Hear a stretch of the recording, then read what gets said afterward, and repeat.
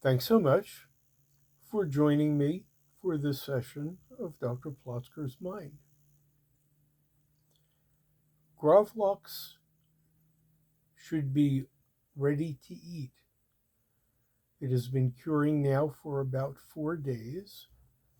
There is some controversy among printed recipes as to whether 3 days is sufficient or you need to go a little bit beyond that. I go 4 days, which was just reached. It's surprisingly easy to make. Just get salmon fillet, put sugar, salt, and some black pepper or maybe some other spices on each raw surface.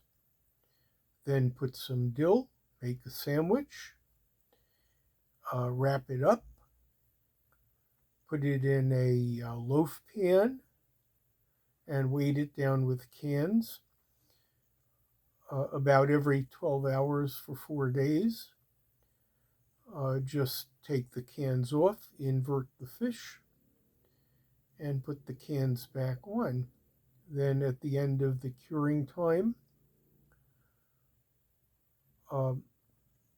discard the dill, wash off the seasonings, portion it, keep some of it out, freeze the rest. Very easy. Little tedious, but easy. My one rule, though, is that the salmon cannot cost more than $7 a pound. It has been a while since it came to that level, but a recent sale brought it back to the affordability level, and I made gravlax.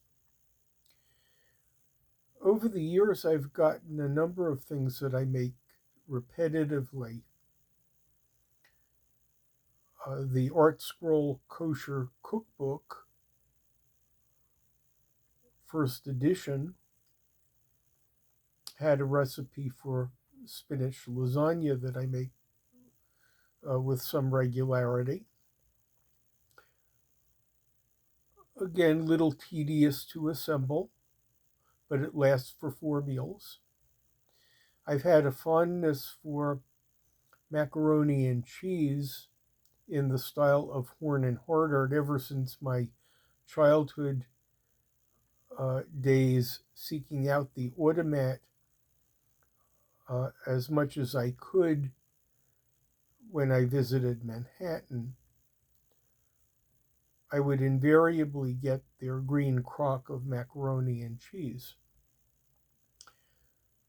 Horn and Hardart is long gone, but their recipes have been compiled. I found it on the internet and make it very frequently. Another repetitive dish is apple walnut pie in the manner of the fish market. The fish market was a destination restaurant for special celebrations. It was located in Center City, Philadelphia during my early married years. They had an exquisite apple pie whose recipe has been reproduced in cyberspace many times, though the restaurant itself is now part of Philadelphia's culinary history. And I make cookies. Again, a Philadelphia legacy.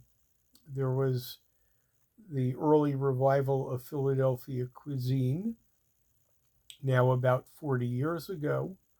A leading restaurant was the Commissary, which served food cafeteria style. Whenever I had occasion to go to Center City, which was much more frequently than I go now, my wife and I would treat ourselves to dessert at the commissary. The desserts varied. We could always take home a chocolate chip cookie and occasionally did. The pioneering restaurant, like so many others in Philadelphia, has bitten the dust, but the recipe has been published many, many times, including by the original owners of the restaurant. So I have my go to preparations, each made, a few times a year. I find some excuse to make it. Absolutely wonderful every time. Most importantly, it keeps me engaged in the kitchen. It shows what I am capable of doing, and it restores memories of my younger years, whether as a new settler to Philadelphia or predating that uh, as uh, one of numerous enthusiasts for the automat of blessed memory. There are other foods. The Jewish holidays bring foods, though I tend not to repeat them. I like to make each Seder menu or Rosh Hashanah menu a little bit different than I did before. Same with birthdays and anniversaries. Uh, it is a challenge to make something new. Yet, amid that exploration urge in my kitchen,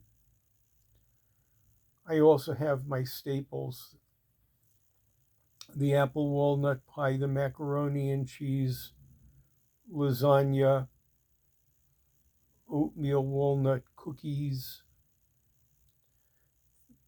um, things that remain special each time.